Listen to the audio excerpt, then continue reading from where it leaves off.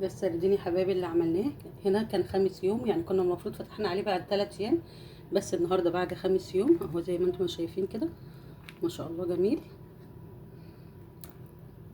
وادي اللي فتحناها ونضفناها بجد، يعني حاجه تحفه كده.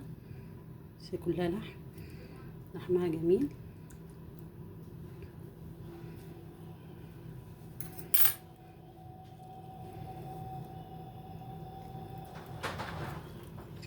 جميل، جربوها وقولوا لنا، وبألف هنا وشفا. بسم الله الرحمن الرحيم. هنعمل النهارده السردين اللي هو التخليل السردين ملوحه او ملوحه، بس هنعمله بسمك السردين عشان البنات اللي سالوني عليه. احنا عملناه قبل كده وهنعمله معاكم تاني. ده اتغسل واتصفى، بنحطه كده في مصفى ونوقفه طول اليوم عشان ينزل كل الميه اللي فيه. بسم الله الرحمن الرحيم. بص كده اللي هنحتاجه. هنحتاج ملح، شطه دي اختياري، وهحتاج كركم.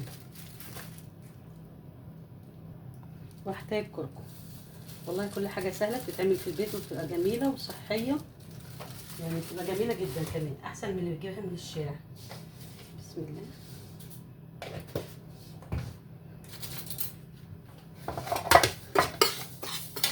انا هقلبهم مع بعض كده. ادي الملح، الشطه والكركم،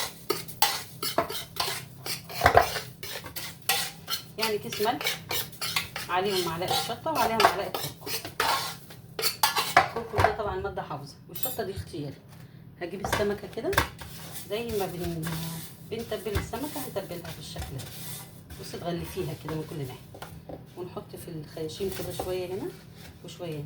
ملح ناعم، ملح خشن، الاثنين بينفعوا على فكره. عشان يقول لك الملح الناعم ما بينفعش، لا بينفع. انا عاملاه كذا مره ما شاء الله، يعني بيبقى جميل ونتيجته جميله. يعني 5 ايام وتاكلي احلى سمك، احلى ملوحه عندك. طبعا نفس الطريقه هو نفس الفسيخ، يعني نفس السمكه لو عملتيها بوري حلوه كبيره كده وعملتيها وتقعد اسبوع وتاكلي احلى فسيخ. بسم الله. بصي بنفتح الخيشوم كده،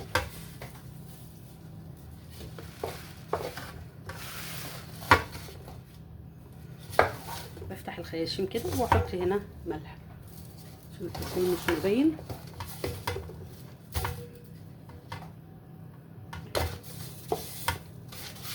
انا حطيت كيس الملح، معايا معلقه كركم كبيره، معلقه شطه كبيره، وبتبله بالشكل ده. السمك غسلاه من الصبح وسايباه يتصفى قد ايه، يعني على الاقل ساعتين. تسيبيه يتصفى ساعتين ان هو ما يبقاش فيه ميه، ينزل كل الميه اللي فيه. بتوقفي السمكه كده وتسيبيها تتصفى.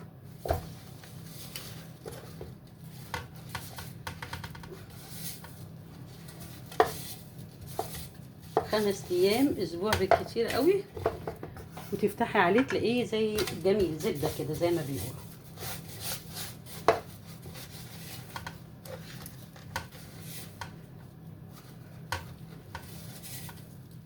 بجيب كيس، ده عندي كيس ابيض نضيف اهو،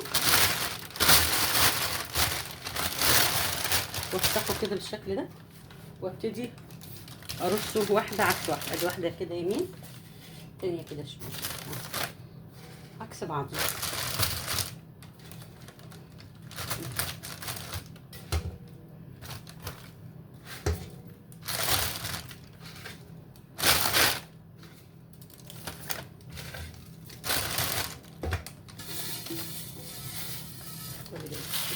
بعدين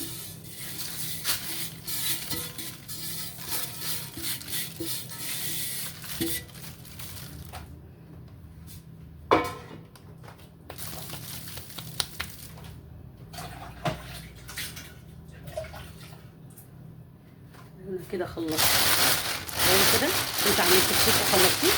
بس اهم خطوه اللف ده بقى. لما نيجي نلفه لازم نخرج الهواء منه، ما يبقاش فيه هواء، لان الهواء يا حبايبي هيفسد. لو فيه هواء في الكيس الهواء هيفسد الكيس معاكي.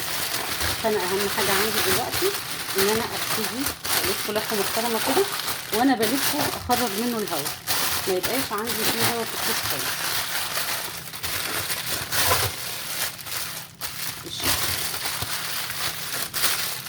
طبعا انا لفيته هنا في كيس، وتلفيه في كيس جوه كيس كده تاني، وهنحطه في علبه ونشيله في المطبخ. عندي كيس تاني اهو، انا بعد ما لفيته كده. بسم الله.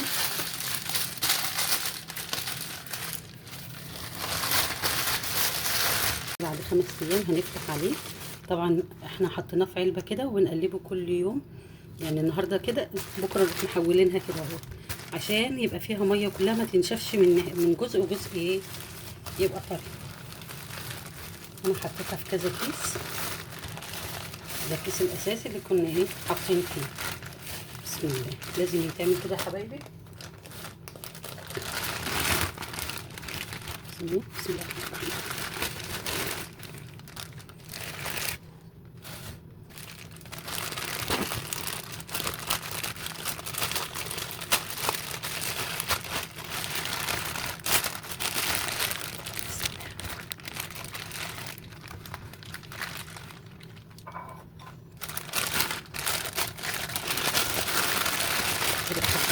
بسم الله الرحمن الرحيم.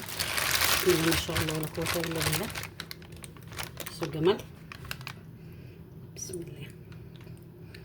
افتح كده واحدة.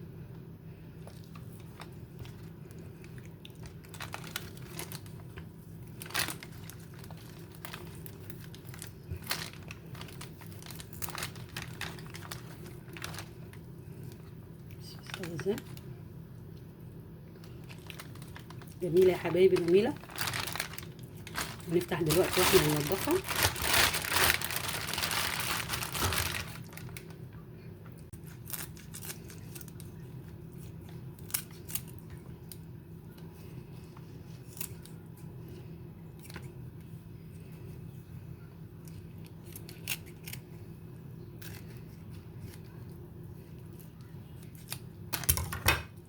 بسم الله.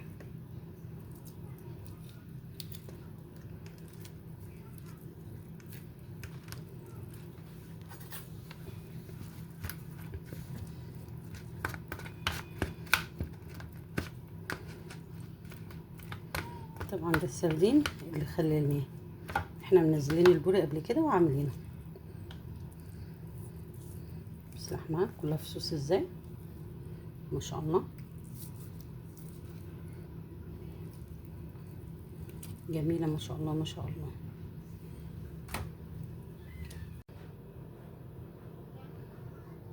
ده السردين يا حبايبي اللي عملناه. هنا كان 5 يوم، يعني كنا المفروض فتحنا عليه بعد 3 ايام، بس النهارده بعد 5 يوم اهو زي ما انتم شايفين كده ما شاء الله جميل. وادي اللي فتحناها ونضفناها بجد، يعني حاجه تحفه كده. بس كلها لحمها جميل.